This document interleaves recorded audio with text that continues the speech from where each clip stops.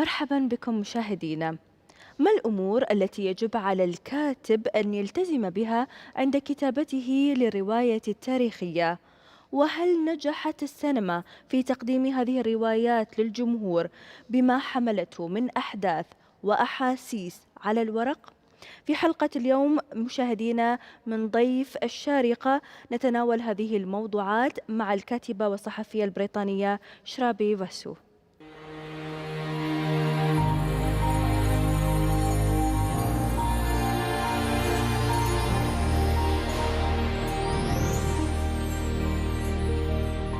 We'd like to welcome you, Ms. Bاسو, journalist and author here in Sharjah. Thank you. Thank you for inviting me to this beautiful place. Thank you. So you're here in Sharjah to sign your book, Victoria and Abdul. It's a very interesting book that explains a touching relationship between Queen Victoria of Great Britain and a simple Indian man, Abdul Karim. A relationship that lasted for about 14 years, from 1887 to 1901. Why you highlighted, or why was it important for you to highlight this era in your book? Well, I love history, I think, so let's say that's where I start. And also, I didn't know much about it. I didn't know anything about Abdul. No one had heard of Abdul Karim up till now. And all I knew is that Victoria, I was researching a book on Indian food in Britain and how, the British love curries. And it was also that Queen Victoria loved curries. So I found that quite interesting. And I knew she had 2 Indian servants who cooked them for her. And then I went to a place called in the Isle of Wight, which is just an island outside England. And she had her sort of holiday home over there. And here in this little island, in a place called Osborne House, she actually recreated India. So, there's a darbar room, which is like this. It's like marble with Indian architecture. And I was fascinated. And there is a corridor there. It's called the Indian Corridor. And there are portraits of all the Indians, Maharajas, ordinary people. And there was a portrait of Abdul Karim. And he was dressed like a nobleman, like a Nawab. So he's in red and gold, he's holding a book. And I said, he doesn't look like a cook. So I was very curious. And of course, I'm a journalist. So, I like to follow interesting stories and unknown stories. And so then I went, further down the corridor, and there was another portrait, again, very regal. Then I find that all of Osborne House, there are photos of him, even in her dressing table. So why would a common servant be where the Queen has put her photos of her favorite men in her dressing table, in her bedroom? And so I said, I need to find out who this person is. Who is Abdul Karim? Where did he come from? How did he become this favorite person? And then I stumbled upon this story, which is so controversial, and how controversial the relationship was, and also very touching because, she's the Empress of India, she's a queen, and he's just a humble clerk from Agra jail, 24 years old. And this meeting of minds, it fascinated me. So the story of curry food led you to discover this. So will you talk to me about why specifically you decided first to write about curry? It's something very common here in the Gulf as well. We love it so imagine. much. So why curry exactly? Why curry? That's interesting because as a journalist, when I first went to London, I found that everywhere there were just Indian restaurants. And then I found that the Indian restaurants didn't serve food that didn't taste like Indian food, not the curries. And then I found they are cooked by Bangladeshis who have come and who, adapted the food and they serve it to the British because they love it. So that's how it's become such a big thing. I mean, obviously the English missed their curries when they left India. So as a historian, I wanted to go back to the history. Like, how did it come to these little islands? How did they become so fond of curry? And so I went back right to 1600 when the East India Company went to India to search for spices. And once they went there and they tasted the food, well, that's it. There was no going back. So then they took it back to India, took it back to England, and that's how, the story evolves, really. And now it's everywhere. It's on high streets and in sandwiches and Yes. pizza toppings. So Yes. it's everywhere. Sure, we enjoy the food and enjoy the taste, but when we understand that it's beyond the taste, it Of has course, its yeah. anthropological perspective, we understand Yes. how Yes. maybe precious or valuable is this Yeah. small bite of, of food. Yeah. So going back to Victoria and Abdul, before starting your book, you started looking at the Royal Archive That's right. at Windsor Palace, and the royal family was cooperative regarding that. So can you tell us about that, visiting the Royal Archive and digging more to know about the story? Yeah. So the first thing, when you start researching, the first thing I learned was actually that all the letters written by Queen Victoria to Abdul Karim were burnt after her death. So they were destroyed and he was sent back.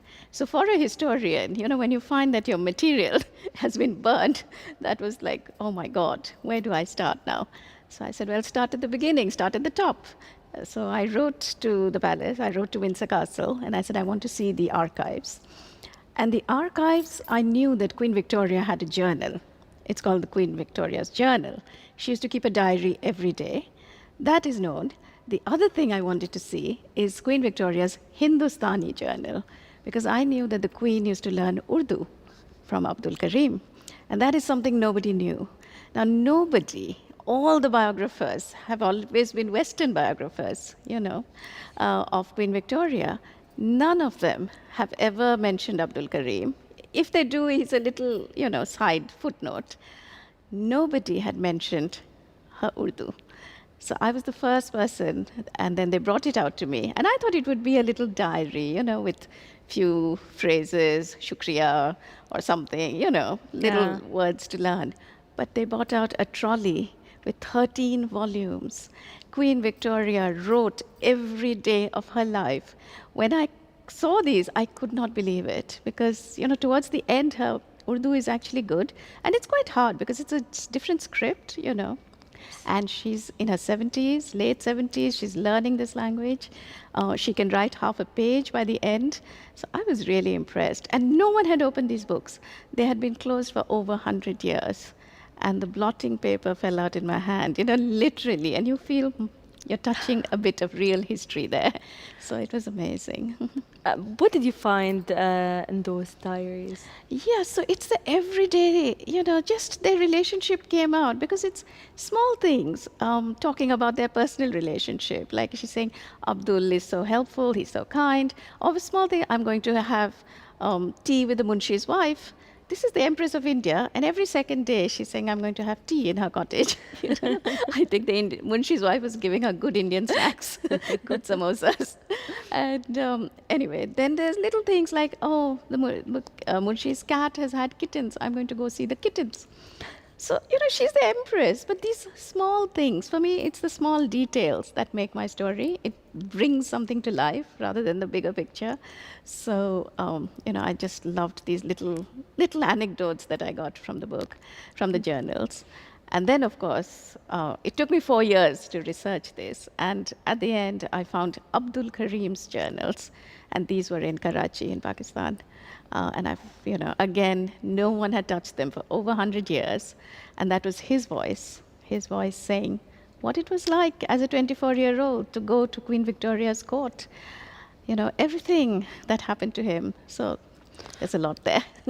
Yeah, and it revealed definitely part of her personality in those journals or diaries. So you say she looked or seemed progressive and ahead of her time. Yeah. So elaborate more about her personality from what you've researched and read. Right. So, I grew up in India. I went to school there. And the impression we have of Victoria is somebody dressed in black, very severe, Empress of India, holding the crown, the scepter.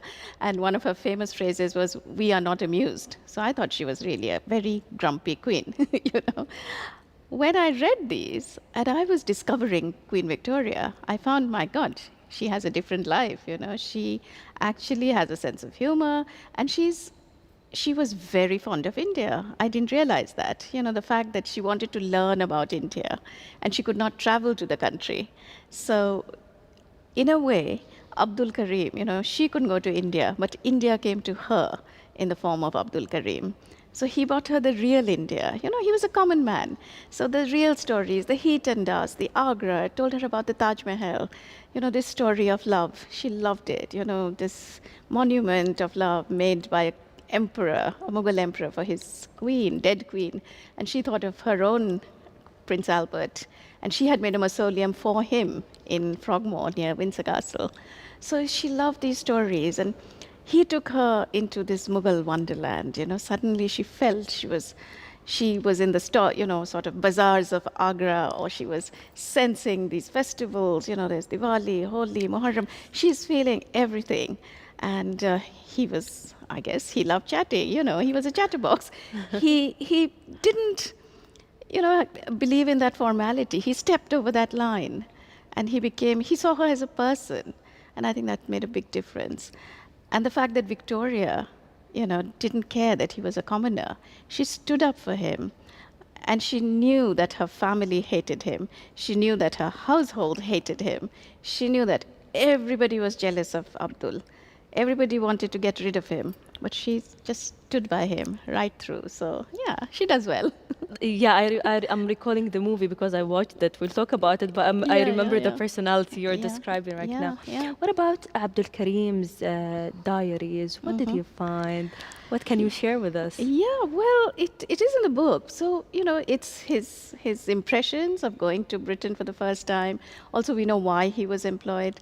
We know his background, that his father worked in the Agra jail. He was an apothecary, which means, they do small medicines. And so he wasn't a doctor, but he would do, local traditional medicines. And Abdul Karim was employed by the superintendent of the jail and told, travel to England. And we also know that he is quite proud because he says, I'm not a servant, I'm a clerk, I'm educated. So in 3 months he wants to go back. But the Queen says, please stay. I mean, this is again the Queen of England. And she's telling a common servant, please stay on, don't go back. I enjoy your company. I love learning Urdu from you. They used to call it Hindustani. I love my Hindustani. And so this is amazing that she pleads with him to stay. And he's 24 years old. Of course he'll stay. I mean, this is the Queen of England saying stay. Yes. So he will stay. He stays on. And of course, within a year, he's promoted and he becomes her munshi or teacher. So he has a formal rank now. He's called Hafiz Munshi Abdul Karim. So, because he knew the Quran, so he was a Hafiz. And their conversations really sort of get more and more intense, from just the fun and the socializing to more intense political stuff, which, I describe in the book. And she's really interested in India. I found that very revealing. I think India is a very interesting country with its rich culture and multiculturalism and different religions. And it's very interesting for everyone who loves to know more about people and cultures and how rich a culture can be. I love India a lot. But she was the queen and she's in her 70s. So, but the fact that she's so interested, and she also feels, because the British are constantly toppling the local Maharajas, and then they take that country. And she actually writes that I feel my, hurt for those native princes who lose their kingdoms. This is happening in her name, but she feels hurt for them. So I found that quite interesting. And she says they must all be treated well if they are deposed. And she's very clear on that. And, she brings some of the children of deposed Maharajas back to England and looks after them. So, there are many stories that she does that, you sort of learn through the book. So also you write about other historical events. I think it was fascinating to know that you wrote about the Indian soldiers, their participation in World War One. The book was named For King and Another Country, and other books also. So we started with Carrie, and then moving on to discussing other interesting topics or historical events that happened. Can you tell us about those? Yeah, so one of my favorite, the book that is closest to my heart is actually called Spy Princess. It's about a woman, and her name was Noor Inayat Khan. Yes. And she was from, I mean, her father was from India. He was a Sufi, and his name was Hazrat Inayat Khan. He took Sufism to the West, and she grew up in Paris. And when the war broke out, this is the Second World War, she volunteered for the war effort. And she and her brother and her family, they moved from France to England and volunteer. And she is trained as a radio operator, and then she becomes a secret agent in the Second World War in a small section specially chosen by Churchill. And she does crucial work. She's the first woman radio operator. I mean, when you think about it now, you know, back in 1940s, she's the first woman radio operator to be sent in to occupied France, and she works underground. And she does brilliant work, but she's betrayed. It's quite tragic. She's betrayed. She's taken, she makes several escape attempts, but she's always caught. And then she's taken away to Dachau. She's tortured and, you know, interrogated, but she doesn't reveal anything. And finally, she is tortured and executed in Dachau. So it's very tragic end. But she goes down screaming, "Liberté," freedom. And so for me, you know, the Nazis didn't win. You know, she won. They got her body, but they couldn't get her spirit. So she is one of my favorite heroines, let's put it that way. And yeah, I did a lot to keep her memory alive in England because nobody knew her story. So I just feel I need to bring out these stories of people who've done such important things in history and have just been forgotten. So now I campaigned for a memorial bust for her, and Princess Anne unveiled it, and it is in London. First one to a South Asian woman, first bust to a Muslim woman to any Muslim. There are no busts of any Muslims. So, you know, so she is the first to have a bust. She's the first to have a blue plaque, which you have a plaque outside the door where you live, saying Nur Inayat Khan lived here. So these are very famous things in London. You have blue plaque outside famous doors of writers, musicians, scientists. So you can walk down a street and you'll say, "Oh, Charles Dickens lived there," or, you know, this scientist lived there. So Noor now has a blue plaque outside. So a lot of campaigning that I did, but yeah, people know her now. They know her story. Yeah, great work. So And the soldiers who participated in World War soldiers are One? so interesting because many Indian soldiers fought, you know, where we are now. I mean, they fought very much in the Middle East as well. So nobody knew that 1.5 million soldiers from India volunteered to go to the trenches and fight in France and Belgium. As a historian, your academic background is history, and then you're working in journalism. Yeah. How those two areas helped you to become a better author? I think this curiosity of a journalist and the academic process of writing of historian Yeah, were yeah. beneficial to Yeah. write something different. Yeah. So tell me about that. Yeah, I mean, as you said, it's exactly that. I have the curiosity of a journalist, and I do have the discipline of a historian. I will go into a library, but I know what to search for, and I think that comes from being a bit of a journalist. And if I can't get it in the field, I also, as a journalist, as you know, you want to go to the spot. You have to go to the spot. So I have to go wherever I'm writing about. I can't just write about it sitting in a library. I have to go there. So I went to Agra, and I said, I have to find Abdul Karim's grave. And I couldn't. Nobody heard of Abdul Karim. They said, he didn't die here. Who is he? And I said, no, he died here. There is, you know, an obituary in the Times of London when he died. And we will find it. And with the help of a local journalist from Agra, we went through 4 graveyards in Agra. And finally, we found his grave with a big mausoleum. I said, he was important. There will be a big gravestone. And there wasn't just a gravestone, there was a whole mausoleum. And yeah, we found it. So that bit in me is, you know, the journalist in me, that I'm going to find this. And then finding his journals, I think that's again the journalist in me. Great. So talking about the movie, I watched the movie a few years ago, and while talking, I'm just imagining the characters who played the role in movie. So tell us about the experience of translating this book into a movie in the cinema. So I didn't actually write the screenplay for the film, but I was a consultant. So I was, you know, consulted on the script, the costumes, every aspect that goes into making a film, the art direction, everything. And I do know, I mean, a film is going to be 90 minutes, and my book is, a big, big bit of fiction. So I know it has to be condensed, the story has to be told, and also you have to create dialogue. So I know it's a different process, it's a different medium, and I was happy with that. And you have to fictionalize a bit, so I was okay with that. But I just wanted the spirit of the whole, the movie to be there, and which it is. And 90% of what's shown in the film is actually true, and it's in my book. So, in fact, when the film was released and we went around to all the festivals, Venice Film Festival and Toronto and everywhere, the first questions were, "This is not true, right?" And I go, "No, it's true. It happened. There was a strike. The letters were destroyed. All the things that happened in the film actually did take place." So yeah, people find it hard to believe that all this happened and nobody knew anything. It had never been written about. Does it bother the author if the scriptwriter change some details, or do they go into argument? For example, an author would like this specific historic event to be there because it's important for the research, for example. Course, yeah. And then from the cinema or the viewer's perspective, it won't make that difference. So does it bother the author? Yeah, so I was really lucky. I had a very good screenplay writer. So I told him there are a few things that have to go in, which are my favorite bits from from my book. One is the story about the mangoes, that Queen Victoria really wanted to eat a mango, and she could never get a mango. Yes. Poor thing.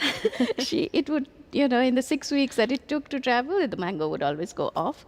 So I knew this story, and it was something that really touched me, because now we get mangoes in London before they get them in Bombay. They are shipped first to London. So I said, that's a lovely story. You must keep it in the film. So he did, and we have Judy Dent saying, Ponsonby, bring me a mango. So that's great. I mean, there are, of course, things they have to fictionalize, which is fine, and I had no problems with that. Because of continuity, one of the characters, or even Karim, they said, does he have to have a beard? So I said, yes, no negotiating on that. He has to have a beard because, he had a beard and you can't take that away. And not him, and for the other servant, Mohammed Baksh also, because Baksh the actor was shooting in another film where he can't have a beard. So I said, it's not negotiable. Both have to have beards. So that, little things like that. And of course, they have beards. And, he was a good-looking Bollywood actor. He looked good in his beard. Yes. So when you write about those histories and events that happens, you write them as research, or you like to add some fiction to it? No, I don't add any fiction, but I write it like it's happening. I narrate it, what I think we call a narrative fiction, a narrative non-fiction nowadays. So it's like a story, and it is a story. So I am telling a story when I'm telling you about, what Abdul Karim is doing, how Queen Victoria wants a mango, or she wants to go and play with kittens. These are all stories, and I'm going to bring it together and, say it like a story. And even with Noor Inayat Khan, she's on a mission, she's doing this, she's making an escape attempt. It's also dramatic that it comes to life because I'm writing it. And as journalists, we write copy which is, which is good to read. It's fast, it's got life, it's got description.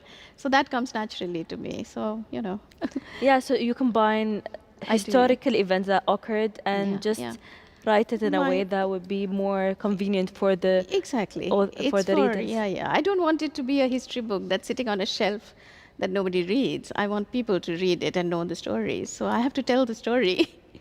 I'm a storyteller. So all historians are, we have to tell these stories in books and films. Yeah. So can we talk about historical novels? I'm a fan of historical novels. Yeah, because I studied international relations, politics, and we always study events and we study those kind of wars and different aspects of it. But when I read, for example, 1,000 Splendid Suns. It was another experience where you know more people, you know what happened exactly, or Book Thief. You understand. I studied World War for years, but when I read it, it was a lot of details. So how does the research occur? You understand the event, the political sphere, the Yeah. economic Yeah. situation, the Yeah. social life. So it's a lot of research. lot, yeah. Where do you stop? Where you think it's enough researching now, I'll start and write? Yeah, well, that's a really good question because left to you, the writer will just, or somebody like me, I just want to keep on researching because the more you research, the more you find. And then you go down another alleyway finding something else and then something else. So it's very easy to also get distracted and go into many other things. But you have to bring yourself back and you have to say, this is the focus, this is the narrative, and everything around. Because it's not just the two people, as you say, it's about the society. When I write about Victoria's court, I'm writing about all these racist household people, all these aristocrats who are there who don't want this commoner to come into their circle. So it's all about the society of the time. It's about empire. It's what's the viceroy saying, what's the prime minister saying. So you have to keep all that in perspective because that makes the whole story. And yeah, it's hard. So you write a lot more, and then it comes, just like any film, the editing happens with the book. So even for the Soldiers book, I wrote over, I think it was 150,000 words, and I said, no, it has to come down to below 100,000. So that much went out because you have to keep a narrative. Even with Victor and Abdul, there's so much. In the final stages, you just start cutting it and you keep just the storyline going. And, What about objectivity? I think when doing something historical, sometimes it touches you. It's about some topic that you can relate to. And then as an author, you have to try your best to be objective. How do you achieve that while writing in history? Yeah. It's really important to be as objective as you can because say something like Spy Princess about Noor Inayat Khan. She's such a heroine, so it's very easy for me to just want to write all the good things, but as a real person, she had her faults, what are her faults? Where is she vulnerable? If I don't bring that out, I'm not actually bringing the whole story. So even in my book, I will say where she's scared because, she's not a superwoman that she's never scared, she's never done anything wrong. She does. So where are her vulnerabilities? How she copes with those? So all that is brought out. Victoria and Abdul, of course, I'm dealing with huge themes of empire. Again, I could very well just say everything was wrong with, this is the queen, this, she represents empire. But as I find out from the facts that she actually had a really soft heart for India, I had to write that, even though it's probably not politically correct to say that, she was actually ahead of her time. She was not a racist. When writing historical novels, I'll talk about them. I talk to many authors and they have very different opinions. They would like to write it as it is, as exactly what happened, historical event, and we know historical events, we have different perspectives. Of course, yeah. And some of them would say, I got inspired by an event or a character, and I will fiction everything. Everything is fictionalized. Is there a right or wrong when writing historical novel? No, absolutely not. You have to do what you want to do, basically how you want to tell the story. It is storytelling. And many people find it easier to fictionalize history. I don't. I think I find it easier to stick to the facts. And I choose stories which are dramatic, so I don't have to, I don't have to fictionalize. I feel the story is so dramatic. Why do I need to make up anything? It goes like that. But I can see why somebody would want to, fictionalize a story. I can see, especially in where there is war and conflict, I think it's so hard to tell the actual story that if you tell it through fiction, you actually bring it out in a way that makes it easier for a reader. Because if you're just covering a war and you're just giving facts about, the dead and this, it's very heavy. But you want to bring the personal stories. So I find that in conflict, like you said, Khalid Hosseini, you mentioned, that is such an area of so much tension. But when you do it through fiction, he's fictionalized his own thing. So, but you can tell the story, and you still draw readers to the actual core, which is what is happening in the country. True. When talking about those kind of historical novels or historic books discussing specific area, you mentioned that you like something dramatic. And as I heard from you, the three stories you mentioned about Carrie and Victoria and Abdul, and also the princess, the spy princess. So how do you choose them? How do you look up to see or discover those stories? Well, yeah, I mean, I notice things in newspapers or in exhibitions, and then something will speak to me, and then I like to follow it up. If something that makes me curious, then I just want to follow it up. Noor's story I discovered in a newspaper article, and the article wasn't about Noor, it was about Indian soldiers. And it had photos in the Second World War of Indian soldiers who fought and who did many brave things. And in a corner was a little, literally like a postage stamp, picture of Noor Inayat Khan. And just a little caption saying, she was a wireless operator killed in Dachau. And as a woman, I was drawn to that picture. I said, who is she? You know, how did she reach Europe? You know, this Indian woman. How was she a secret agent? You know, why was she killed in Dachau? I had so many questions that were not answered just from the caption. I said, who is this woman? I've never heard of her. You know, so again, that started another search. So in the world literature, there are a lot of historical events that are mentioned in novels or books. Do you have any favorites? Oh, so many, you know. I love Leo Tolstoy, the Russian writer. Yeah, so War and Peace just covers so much, you know, just the decade, just tells you the war, the peasants' revolt. Anna Karenina is a love story, but in the background is happening so much, you know, is going on. So I just love those stories. I love the classics. I love Dickens because while he's doing his stories, we learn about London society, you know, the orphans, the Industrial Revolution, what happened to the poor, and how Britain became such an empire. So through his stories, through his characters, we learn so much, you know, and I find these absolutely fascinating. So I enjoy a good thick book which is, you know, full of history and characters that come and go. Do you think that the presence of historical novels or historical diaries or books is glowing or still there, or the younger generation are fascinated with other fields Exactly. of books? Yeah, so I wonder that in 50 years from now, who is recording what's going on now? Is it going to all be social media, you know, in Twitter and social media and Facebook posts? Who is actually writing diaries in physical form, you know, pen and paper that we find? I don't know. I'm glad I won't be doing that research, but somebody will, you know. I don't know how they're going to do it because I love just holding a letter written by Queen Victoria in her horrible handwriting and reading it. For me, that's the, you know, that's the beauty of history, and Yeah, you and I can't think beat that with an email.